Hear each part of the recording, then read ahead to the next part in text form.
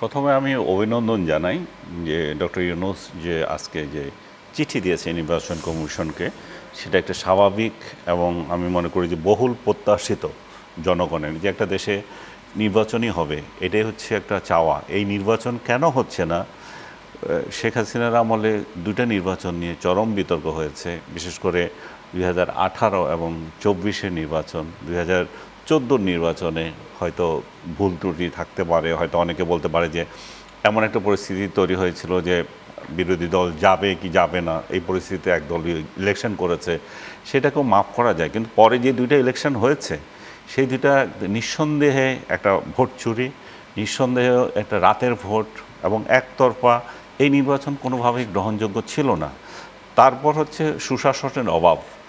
আমাদের নির্বাচন যাই হোক, যদি সুশাসন না থাকে, সেখানে আর কোনো মানুষ আর কিছু দেখে না। যখন দেখছে যে তাদের শাসনের গলদ আছে, যেখানে দেখছে যে লুট তন্ত্র শুরু হয়েছে, সব কিছু মিলিয়ে মানুষ বিতৃষ্ণা ছিল।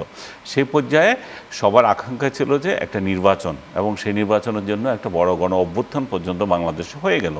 কিন্তু আমরা গত একটা বছর দেখলাম নির্বাচন নিয়ে তালবাহানা, নির্বাচন হবে কি হবে না এরকম একটা আশঙ্কার মধ্যে মানুষ ছিল।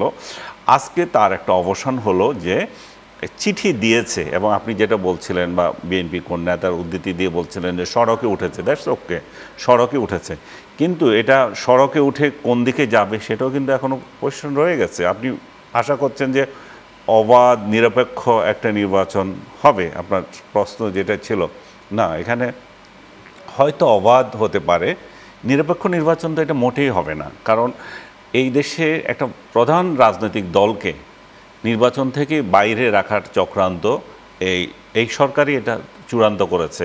রাজনৈতিক দলগুলো, বিশেষ করে বড় রাজনৈতিক দলগুলো বিএনপি, জামাত, সরকারের কাছে কখনো প্রেশার দেয়নি যে এই রাজনৈতিক দলকে নিষিদ্ধ করতে হবে, তারপর আমরা নির্বাচনে যাব। ডক্টর ইউনূস নিজেও বলেছেন যে আমি আওয়ামী লীগকে নিষিদ্ধ করব না।